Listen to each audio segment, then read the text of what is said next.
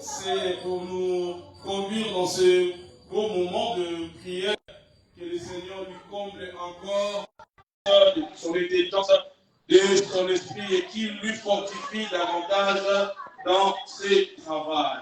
Et que le Seigneur bénisse vraiment notre frère trésor. Gloire à Dieu. Merci, c'est bien aimé frères et sœurs. Sans plus tarder, nous allons tenir debout pour lire la parole de Dieu. Nous allons tenir debout pour lire la parole de Dieu dans ce beau matin. Nous savons bien que nous sommes en train d'exploiter 1 Corinthiens, chapitre 13. Nous allons commencer à partir du 1er jusqu'au 8e. Nous allons lire. Je cherche ces passages ici. Bon, voilà. De le trouver, de lire pour la gloire de notre Dieu. Disons au nom de Jésus. Amen.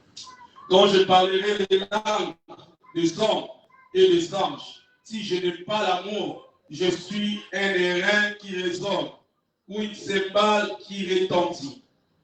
Et quand j'aurai les dons de prophétie, la science de tous les mystères et toute la connaissance, quand j'aurai même toute la foi jusqu'à transporter les montagnes, si je n'ai pas l'amour, je ne suis rien. Et quand je distribuerai tous mes biens pour la nourriture de pauvres, quand je livrerai même mon corps pour être brûlé, si je n'ai pas l'amour, cela ne me sert rien. L'amour est patient, l'amour ne se vante point, il ne s'enfle point d'orgueil. Il ne fait rien de malhonnête et il ne cherche point son intérêt, il ne s'irrite point, il ne soupçonne point le mal, il ne se réjouit point de l'injustice, mais il se réjouit de la vérité. Il esquisse tout, il croit tout, il espère tout, il supporte tout.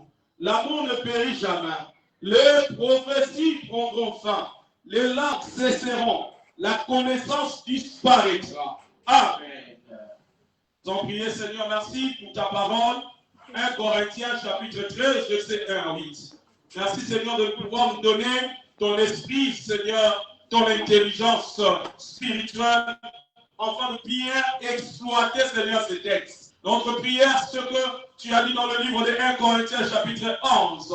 Yahweh Dieu, tu nous rassembles, pas pour que nous devenions pires, mais tu le fais, Seigneur Dieu de gloire, pour que nous soyons, Seigneur, nous devenons de gens bien. Oui, Dieu, fais-les encore, Seigneur Dieu, en ce beau matin. Utilise ton serviteur, oint ton serviteur, remplis ton serviteur, afin que ta parole soit annoncée en toute la vérité, au nom de Jésus. Amen. Amen. Gloire à Dieu. Nous pouvons nous mettre pour son honneur. Je vous salue au merveilleux nom de notre Seigneur Jésus. Amen. Mes frères et sœurs, vous me suivez en ligne sur Facebook. Je vous salue. Que l'Éternel Dieu vous bénisse.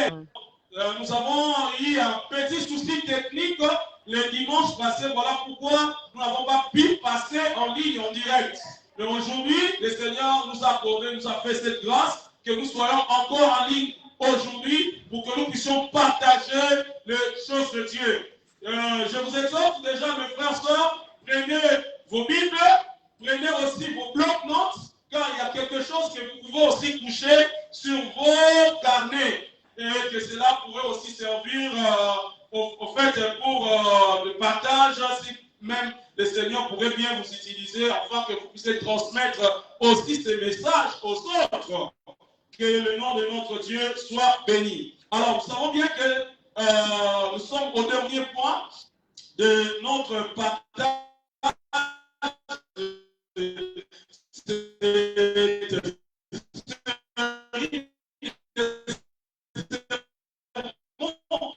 Où nous sommes en train de voir, bien aimé dans le Seigneur, à ce qui concerne le niveau de... Et nous avons fait ce qui est dans le Bible d'amour,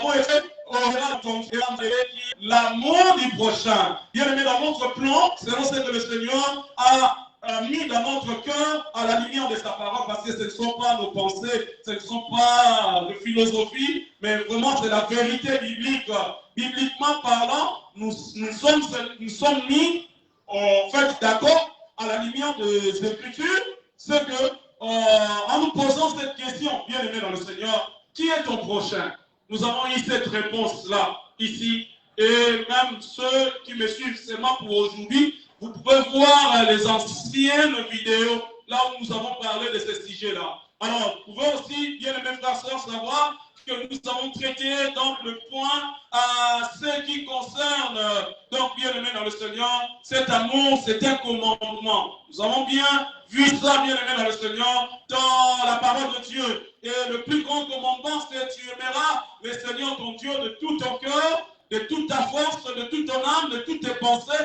Et deuxième commandement, plus grand, c'est ce que tu aimeras ton prochain comme toi-même. C'est un commandement. Nous avons parlé, bien aimé. Et au troisième, nous avons vu à ce qui concerne le fondement de l'amour du prochain. Donc, est-ce que c'est naturel? Est-ce que c'est quelque chose que Dieu déverse à nous? Oui, bien aimé dans le Seigneur, naturellement, c'est impossible. C'est quelque chose que le Seigneur, notre Dieu, le dépose à nous. Ça ne nous vient pas de nous-mêmes, mais c'est quelque chose qui vient de Dieu. Et c'est quelque chose que le Saint-Esprit qui habite en nous est en train de le produire, bien aimé dans le Seigneur. C'est ce que nous avons vu. Nous avons vu ces fondements à ce qui concerne l'amour du Père. Nous avons vu ces fondements à ce qui concerne l'amour du Christ, qui en fait, l'amour de Dieu, l'amour du Christ, ce n'est pas deux sortes d'amour, ce n'est qu'un même amour, bien aimé frères et sœurs. Alléluia. Allez, pour aujourd'hui, comme nous avons déjà bien commencé aujourd'hui, je vais un peu survoler le premier verset. Premier passage, je vais un peu survoler parce que ce sont des choses que nous avons déjà partagées. Je survole rapidement en rappelant et je veux bien me baser sur ce que nous devons partager aujourd'hui et terminer aussi, si le Seigneur le veut bien, cette série donc, de messages, d'enseignements, des exhortations sur l'amour de Dieu. Voilà. Alors, bien aimés frères et sœurs, nous savons bien que notre sous-thème, ce que nous sommes en train de traiter, c'est l'amour comme preuve de la conversion. C'est ça notre sous-thème. Notre thème, c'est l'amour du prochain. Notre sous-thème, c'est l'amour comme preuve de la conversion. Alors, notre texte de base, nous avons bien dit que c'était Corinthiens chapitre 13, versets 1 à 8. Nous avons vu la racine grecque du mot amour ici, c'était donc agapé. Agapé qui vient du verbe agapao en grec. Donc agapé, c'est ce qui veut dire, bien aimé dans le Seigneur, cette mention amour ou charité, où Paul est en train d'utiliser ici dans 1 Corinthiens chapitre 13, verset 1 à 8. Alors bien aimé personne, nous avons bien signalé de dire que cet amour vient de Dieu, afin que personne s'enfle d'orgueil et qui dise que bon, moi, ça la bolingo, ainsi de suite. Non. Donc, c'est quelque chose qui vient de Dieu. Et nous avons dit que cet amour se manifeste envers le prochain. Oui, bien aimé dans le Seigneur. Cela doit se manifester dans le chef du chrétien et dans sa relation avec son prochain. Et nous avons dit que cet amour révèle la maturité chrétienne. Et nous avons dit qu'on peut mettre ces trois points dans un seul point pour dire que l'amour chrétien, il s'agit bien de l'amour chrétien authentique. Donc, c'est le mot ici, agapé. Agapé, il s'agit bien donc de l'amour chrétien authentique. Voilà. Alors, dans ce texte, nous voyons bien que ce texte, c'est comme une radiographie du cœur chrétien.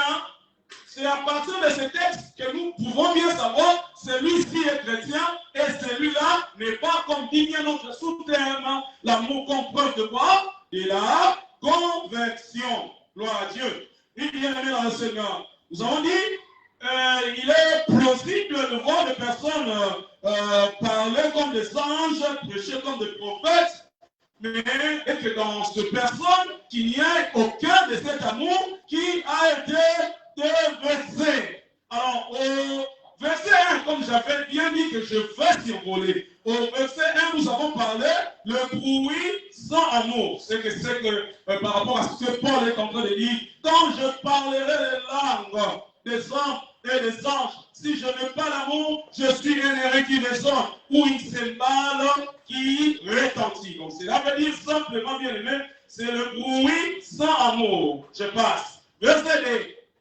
Jean-Livre vous dit, et quand j'aurai le don de prophétie, la science de tous les mystères et toute la connaissance, quand j'aurai même toute la foi jusqu'à transporter le montagne, si je n'ai pas l'amour, je ne suis rien. Bien aimé dans le Seigneur. Verset 2, nous avons dit que les dons sans amour sont vides. Pour montrer effectivement, tu peux bien parler de nouvelles langues, prophétiser et même avoir la foi miraculeuse. Mais bien aimé dans le Seigneur, et ne pas aussi avoir quoi? L'amour. Ce qui montre, bien aimé dans le Seigneur, ce qui démontre que tu es chrétien, c'est l'amour. Ce qui démontre, bien aimé dans le Seigneur, que tu es chrétien, c'est la manifestation de l'amour de Dieu en toi.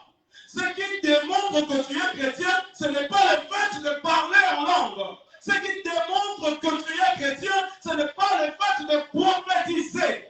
Car le faux prophète prophétise aussi.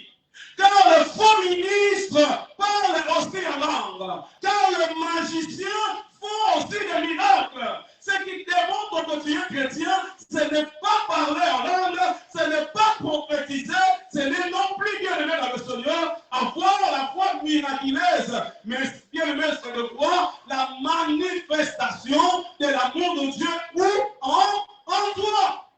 Alléluia. Amen.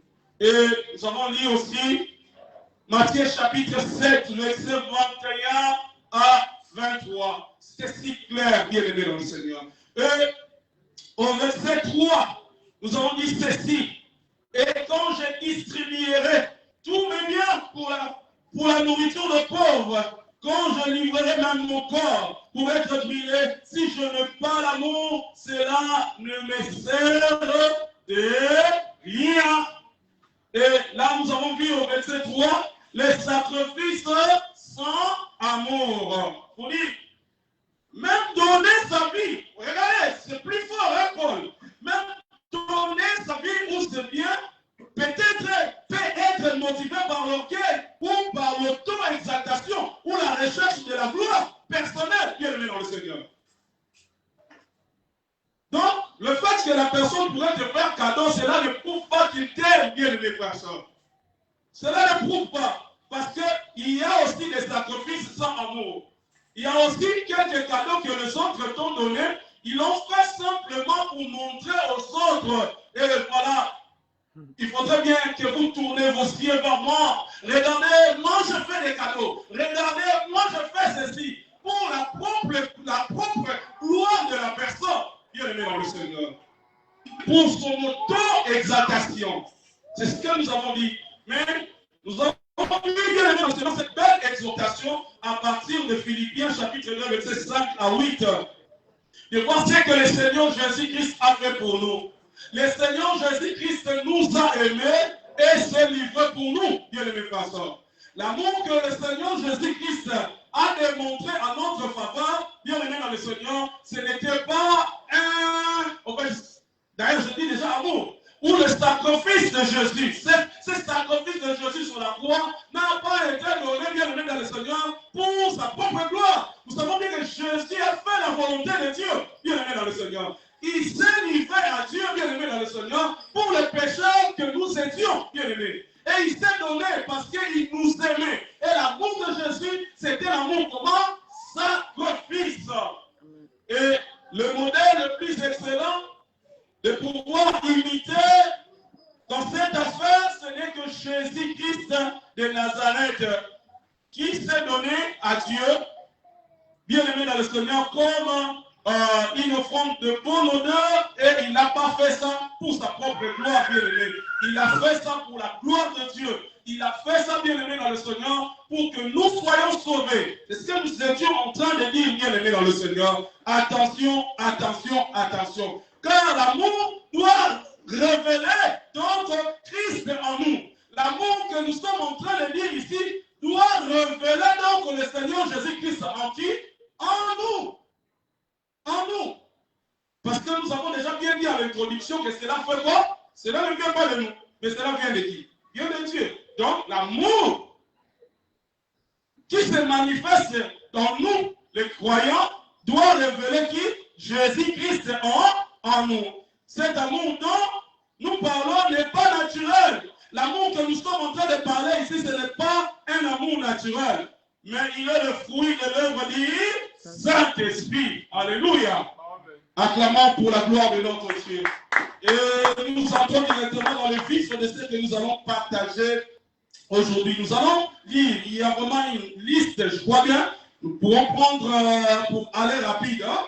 Nous serons un peu rapide pour aller, pour que nous soyons un peu rapides. Nous allons prendre verset 4, verset 5, verset 6, verset 7. Et nous allons clôturer au 8e verset. Nous allons lire au nom de Jésus. Alors, je tiens déjà à souligner pour ceux-là qui notent, ce que nous allons lire, ce sont les caractéristiques de l'amour, bien aimé dans le Seigneur. Les caractéristiques de l'amour. C'est ce que nous allons lire. Dans les chrétiens, comme l'amour de Dieu se manifeste dans les chrétiens, ça devient le caractère des chrétiens.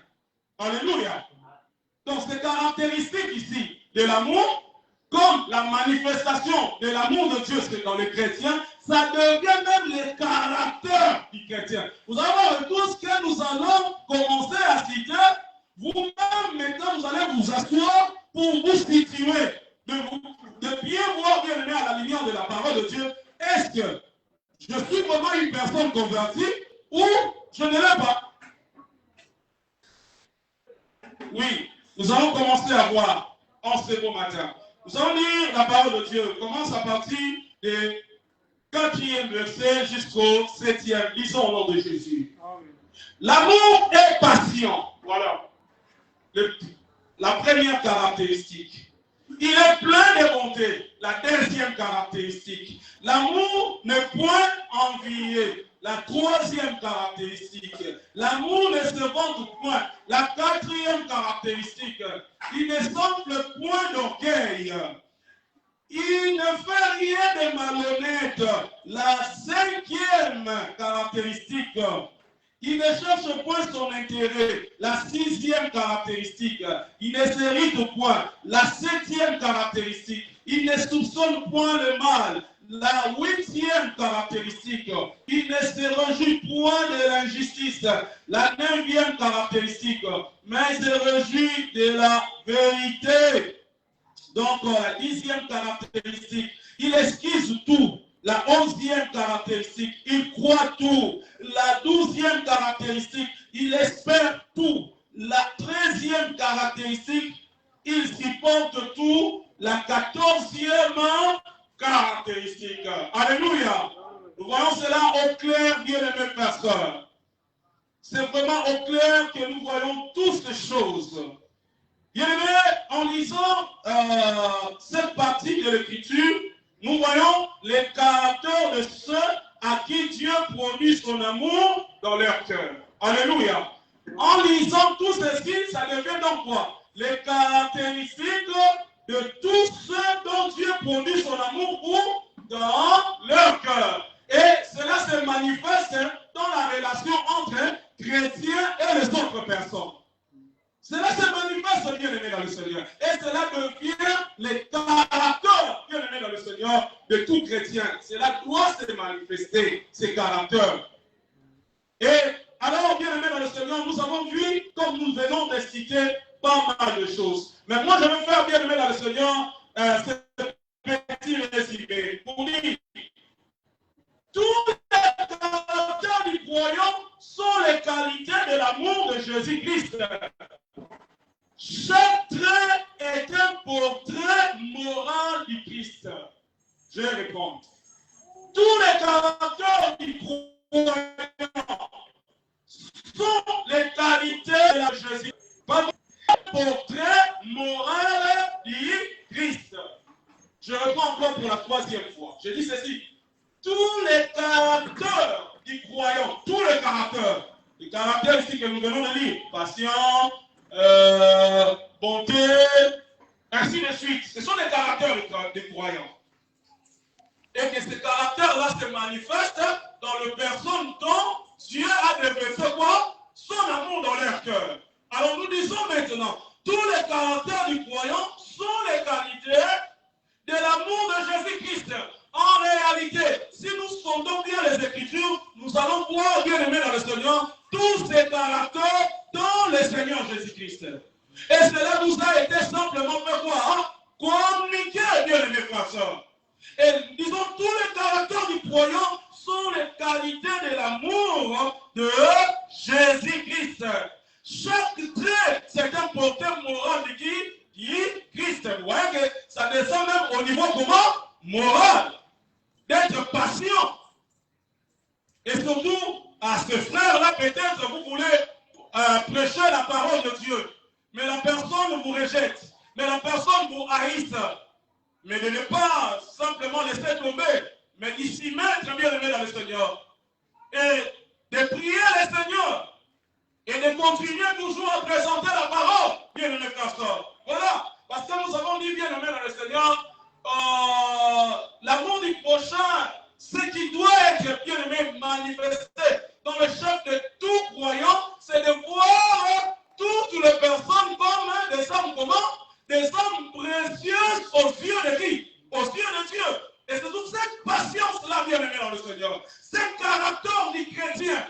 Et cela, bien aimé dans le Seigneur, est une qualité de quoi? De notre Seigneur Jésus-Christ qui répand donc son amour dans nos cœurs, bien aimés. Je ne sais pas si je me fais comprendre. Amen. Alléluia. Amen.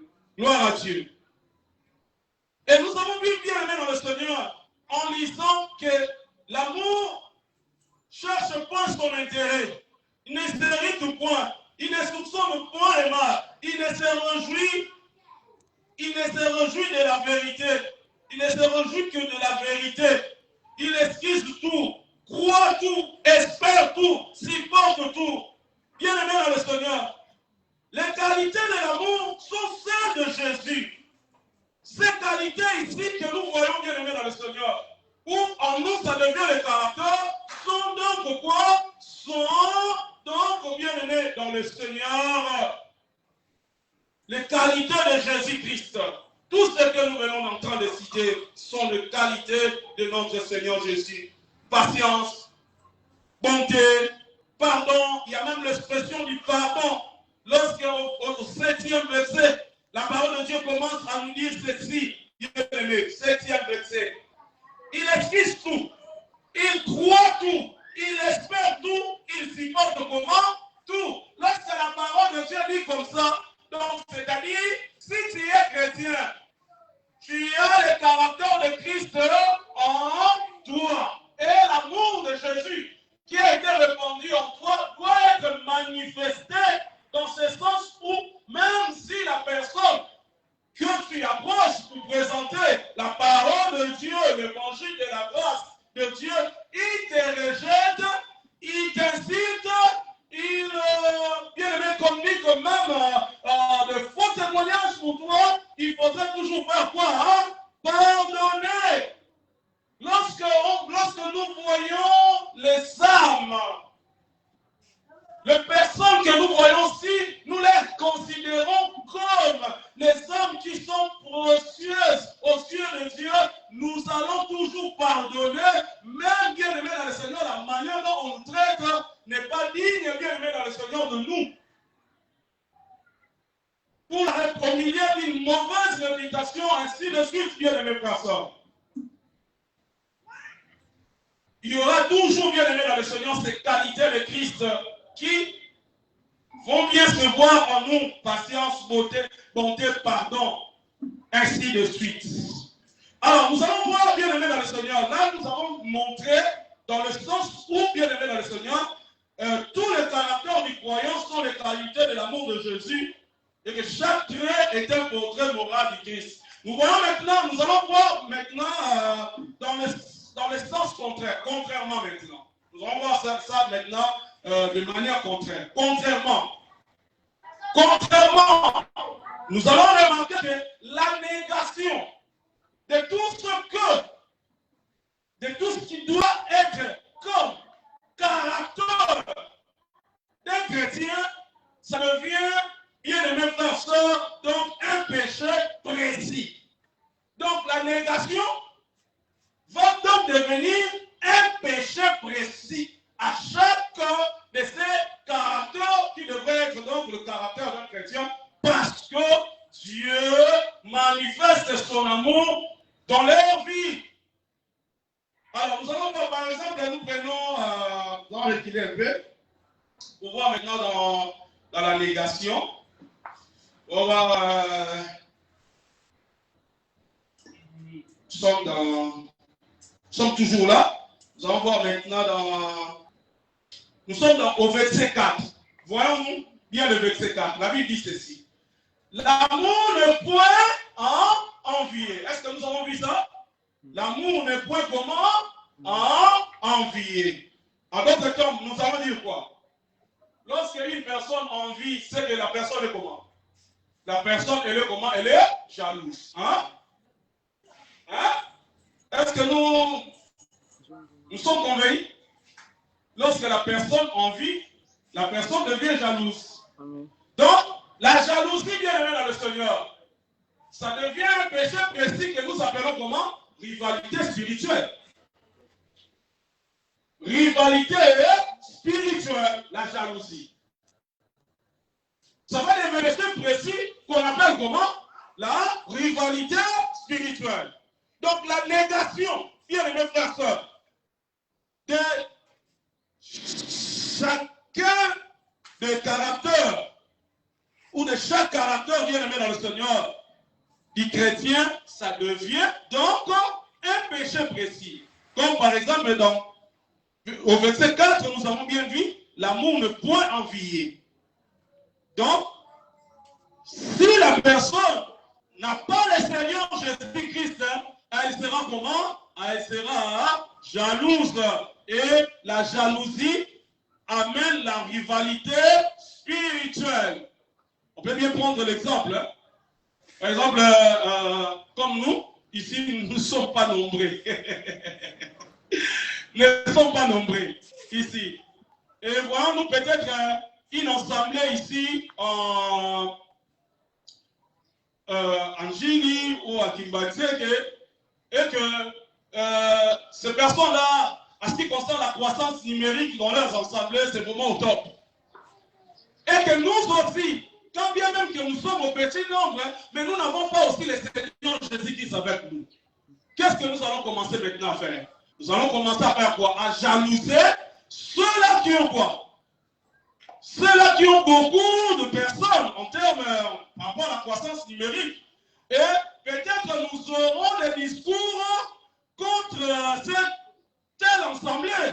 Et dire, ils ne sont pas dans la vérité, quand bien même nous-mêmes aussi, nous ne sommes pas dans la vérité. Vous voyez? Et cela amène toujours quoi? La rivalité spirituelle. Lorsque l'amour de Dieu ne se manifeste pas dans le chef des chrétiens, il n'y aura pas ce caractère ici de ne pas jalouser. La personne qui ne peut pas jalouser, bien aimé dans le Seigneur, son frère est celui-là qui bénit Dieu. À cause de l'élévation de son frère, ce n'est que la personne où Dieu a fait quoi? A déversé son amour dans son cœur et que ça se manifeste dans son caractère. Et ce caractère, c'est quoi? C'est simplement de ne pas jalouser. Et c'est clair. Et ce caractère, c'est de ne pas jalouser. Et lorsque vous voyez les personnes sont en train de se battre à l'internet, il y a ces prophètes ici, il y a l'autre là, ils sont en train de se battre, et regardez bien au centre de tout ce débat, c'est la jalousie. Alléluia. Amen. Un vrai enfant de Dieu, il n'en vit point, et il ne peut jamais le faire. Pourquoi son caractère, c'est quoi? C'est de ne pas jalouser. Alléluia. Amen. Nous allons voir encore la négation, l'orgueil. La Bible nous dit ceci, que l'amour ne se vante point. Et il ne souffle point de quoi? D'orgueil. L'amour ne se souffle point d'orgueil. Ah, c'est très bien. Donc l'orgueil. bien-aimé dans le Seigneur, de ne pas avoir ce caractère de Christ en toi, ça mène à un péché précis que nous appelons comment? Exaltation de soi. Ça mène à un péché précis qui s'appelle exaltation de quoi? De soi. Avez-vous déjà remarqué cela? Bien-aimés frères et sœurs, moi, lorsque je parle des orgueilleux, je commence toujours à voir ceux-là qui s'opposent à la parole de Dieu. Laisse-moi te dire, bien-aimés frères et sœurs, un vrai orgueilleux, c'est la personne qui s'oppose à l'autorité de quoi? À l'autorité de la parole de Dieu. Car la parole de Dieu fait autorité. La parole de Dieu fait autorité. Mais un vrai orgueilleux, c'est cette personne-là qui fait quoi? Qui s'oppose à l'autorité de la parole. Bien-aimé dans le Seigneur, laisse-moi te dire, dans ce beau matin, toute personne qui s'oppose à l'autorité de la parole de Dieu, c'est la personne qui n'a pas le caractère du Christ en lui. Parce que ce caractère ici part à la contre de quoi? De l'auto-exaltation. Et nous voyons, bien-aimé dans le Seigneur, n'est pas, bien-aimé dans le Seigneur, tomber dans l'orgueil, ça manifeste, bien-aimé dans le Seigneur, que tu es chrétien, tu es converti. Et que Dieu a déversé son amour dans ton cœur. Et cet amour se manifeste même dans la relation entre chrétiens et ses prochains. Et si je quitte cette partie-là où je parle, donc, bien-aimé frères et sœurs, de l'autorité de la parole de Dieu, je veux maintenant voir, bien-aimé dans le Seigneur, dans nos relations homme-homme. On peut bien voir, bien-aimé, ceux-là qui sont orgueilleux, ce sont des personnes qui n'aiment pas leur prochain. Ce sont des personnes à qui Dieu n'a pas déversé son amour dans leur cœur. Parce que si vraiment Dieu a déversé l'amour dans ton cœur, il y aura toujours ces sentiments de l'humilité. Il y aura toujours ces sentiments de l'humilité de ne pas se voir comme supérieur aux autres. De ne pas se voir, bien-aimé dans le Seigneur, comme si tu es digne de gloire et que les personnes doivent t'adorer. Ici à Kinshasa, ici à la République démocratique du Congo, il y a des pasteurs orgueilleux. Pas parce qu'ils freinent, bien-aimé, l'autorité de la parole de Dieu, mais ce sont des personnes très orgueilleuses.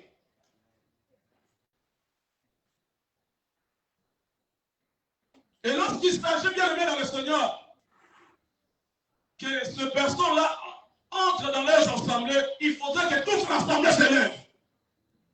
Moi, je n'ai pas vu ça dans la Bible.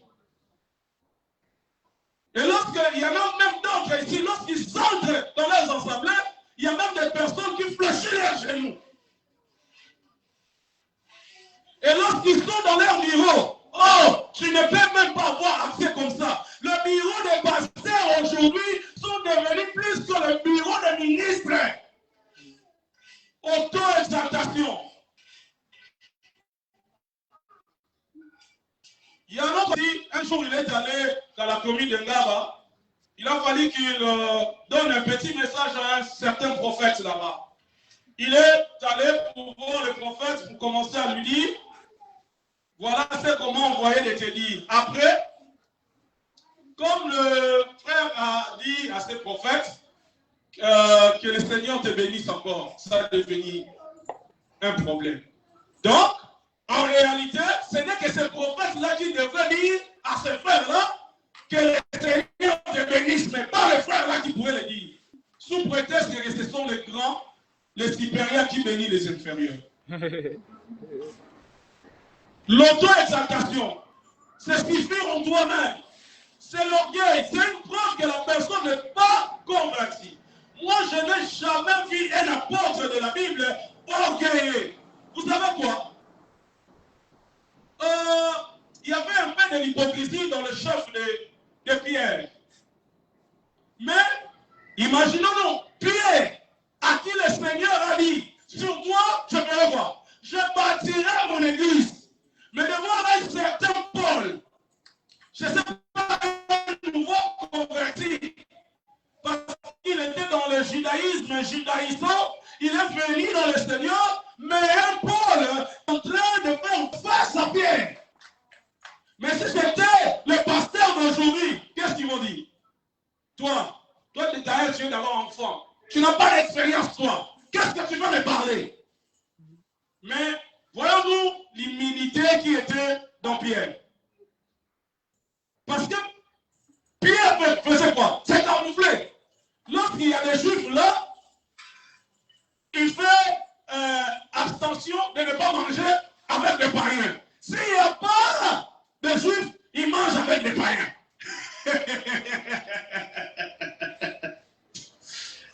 Alors, Paul s'est élevé.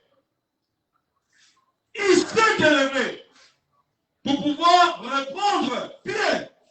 Mais Pierre avait accepté cela. Avait accepté. Voilà pourquoi nous disons, bien aimés, c'est le caractère du chrétien. Donc la négation de l'humilité, ça conduit à un péché précis que nous appelons comment? L'exaltation de quoi? De soi. Est-ce que c'est clair, bien aimés personnes? Applaudissons pour la gloire de notre Dieu.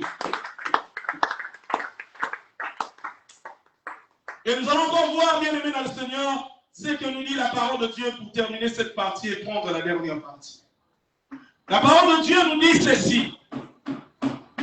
Il ne fait rien de malhonnête. Il ne cherche pas son intérêt. Il ne s'irrite point. Je m'arrête là. Irritation. Vous savez quoi, bien aimé dans le Seigneur? Le contraire, bien aimé dans le Seigneur, parce que la Bible nous dit que l'amour ne s'irrite point. C'est le caractère de quoi? D'un chrétien. Un chrétien, la personne à qui Dieu a fait répondre son amour dans son cœur, ce n'est pas une personne qui s'irrite aussi facilement. Je ne dis pas, bien aimé dans le Seigneur, qu'un chrétien ne s'irrite pas. Mais un chrétien ne s'irrite pas si facilement. Même lorsqu'il s'irrite, il se met directement à genoux pour faire quoi? Pour réparer avec son Dieu. Et voilà, même avec cette grande nation de Paul qui est en train de dire, n'attendez pas à ce que le soleil puisse se coucher et que vous restez toujours dans la colère. C'est ça un enfant de Dieu. Mais l'irritation, bien aimé personne, conduit toujours à un péché précis que nous appelons comment? Manque de maîtrise de soi. N'est-ce pas, bien aimé personne? Tous ces personnes à qui Dieu n'a pas répandu son amour dans leur cœur, dans leur caractère, nous verrons ces personnes qui s'autoflamment. Essayez seulement de provoquer cette personne-là. Il s'enflamme directement dans la colère. Et il peut même se mettre dans la colère plusieurs jours. Et cela amène à un péché précis que nous appelons manque de maîtrise de soi. Et enfin, la Bible dit que ne se dit point, il ne soupçonne point le mal, rancune. Tu sais, hein? D'ailleurs, ils étaient là. Ils parlaient contre toi. Regardez comment tu as maigri. Oh, tu viens de te marier. Mais tu commences toujours, tu ne cesses de maigrir. Qu'est-ce qui ne va pas avec ton mariage? Il y a de telles personnes bien aimées dans le Seigneur. Alors, si toi tu es enfant de Dieu, tu écoutes les tels propos, tu dis, ah, je bénis le Seigneur. Pendant qu'on me maudit, moi je fais quoi? Je bénis et cela passe. Mais si tu n'es pas enfant de Dieu, cela vient toujours dans les soupçons et provoque des rancunes. Et cela, c'est une preuve qui montre que tu n'es pas converti, bien aimé frère. Et l'amour de Dieu n'a pas aussi été déversé dans ton cœur. Voilà pourquoi tu n'as pas ce caractère-là, où la Bible dit que l'amour ne soupçonne pas quoi? Pour le mal. Mais la rancune amène toujours un péché, bien aimé dans le Seigneur précis, que nous appelons comment? Absence du pardon. Est-ce que les rancuniers pardonnent leur prochain? Non. À l'internet là-bas, est-ce que les rancuniers pardonnent leur prochain? Ils disent toujours, je te pardonne mais je n'ai pas oublié. Hey, ça c'est quel pardon ça? Je te pardonne mais je fais quoi? Je n'ai pas oublié. Ça ce n'est pas le caractère des enfants de Dieu. Parce que le pardon par définition c'est quoi? Ce n'est ne plus tenir à venir une faute fait quoi? Commise. C'est ça le pardon. Lorsque je ne tiens plus dans l'avenir une faute qui a été commise, une offense, une personne qui m'avait offensé, je dis je te pardonne et j'oublie. C'est ça vraiment le pardon. Alléluia. Applaudissons pour la gloire de Dieu. Applaudissons pour la gloire de Dieu. Et nous allons citer, bien aimés frères et sœurs, au 8e verset. C'est fort. La parole de Dieu dit ceci. L'amour ne périt jamais. Ah, c'est cette expression que moi j'aime. L'amour ne périt jamais. Prenez note, bien aimés frères et sœurs. Prenez note. L'amour ne périt jamais. Vous savez quoi? Ici, quand nous entrerons au ciel, quand nous entrerons au ciel, la foi deviendra vue. L'espérance accomplissement. Amen. Mais l'amour continuera. Oh, bien-aimé frère, je vais répondre ça. Prenez notre bien-aimé dans le Seigneur. Vous savez pourquoi Paul est en train de dire l'amour ne finit jamais. Il le dit parce que quand nous entrerons au ciel, la foi deviendra comment? Vue. L'espérance va être, on va appeler l'espérance comment? L'accomplissement. Mais l'amour fera comment? L'amour continuera.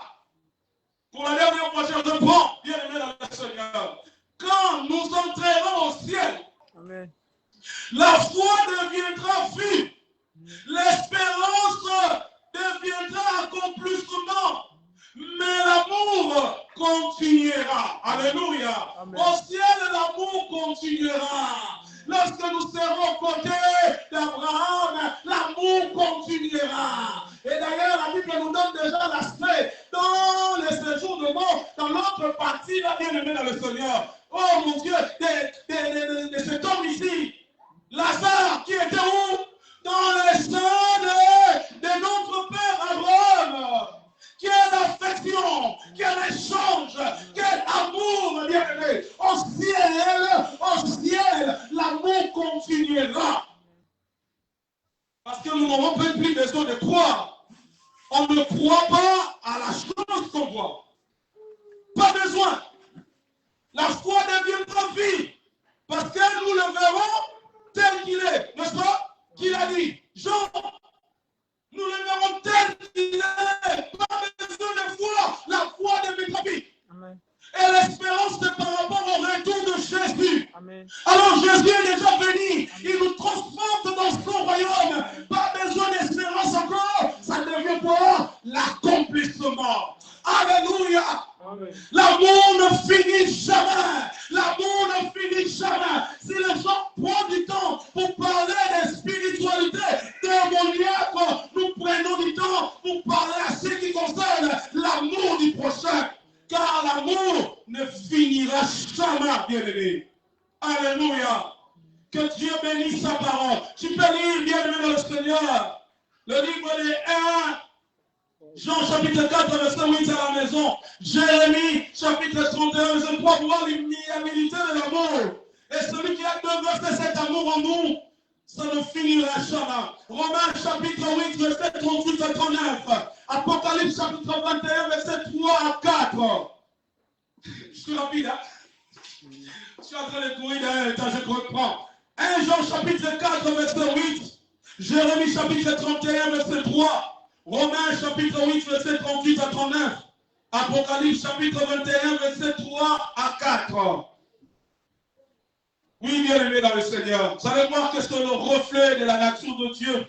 Dans 1 Jean chapitre 4, verset 8. Vous allez voir en Jérémie chapitre 31, verset 3. Que bien aimé dans le Seigneur, il s'agit de l'amour. Vous allez voir dans le Romains chapitre 8, verset 38 à 39. Nul ne me séparera de l'amour de Dieu manifesté dans le Seigneur Jésus. Vous allez vérifier, vous allez voir. Bien aimé, celui qui n'aime pas n'a pas compris l'évangile. Celui qui n'aime pas n'est pas converti Vous voulez que je puisse faire la conclusion pour ce message d'aujourd'hui? Je dis ceci. Bien aimé, celui qui n'aime pas n'a pas compris l'évangile.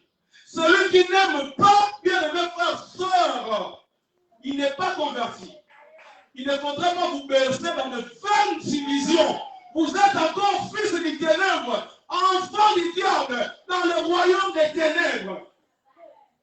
Donc il ne faudrait même pas vous bercer. Celui qui n'aime pas, bien aimé frère, n'a pas compris l'évangile. Celui qui n'aime pas, bien aimé frère, il n'est pas converti. Parce que notre soutien, c'était de voir quoi? De voir l'amour comme quoi? Preuve de quoi? Preuve de la conversion. Alléluia. Nous avons vu ça aujourd'hui. Mais je vais bien vous choquer en terminant avec cette lecture. 1 Corinthiens, chapitre 16, verset 22. Ah, c'est fort. Et là, je termine ce message. Et je termine aussi cette série. Oh, bien aimé, le Seigneur le change sur les choses de Dieu. Donc, c'est quoi matin? 1 Corinthiens, chapitre 16, verset 22. La parole de Dieu nous dit ceci. Si quelqu'un n'aime pas le Seigneur, qu'il soit anathème, Maranatha. Oh, si quelqu'un dit qu'il n'aime pas le Seigneur, cela est bien aimé dans le Seigneur lié dans le fait qu'il n'aimera pas aussi son prochain. Et la personne qui n'aime pas le Seigneur, qui n'aime pas son prochain, soit maudit. Maranatha. Alléluia. Et ceux qui sont maudits, ce sont ces personnes qui n'aiment pas le Seigneur. Ce sont ces personnes qui n'aiment pas leur prochain. Est-ce que c'est bien compris? Que le Seigneur bénisse sa parole. Que le Seigneur bénisse. Alléluia. Gloire à Dieu. Donc, nous allons prier. Seigneur, merci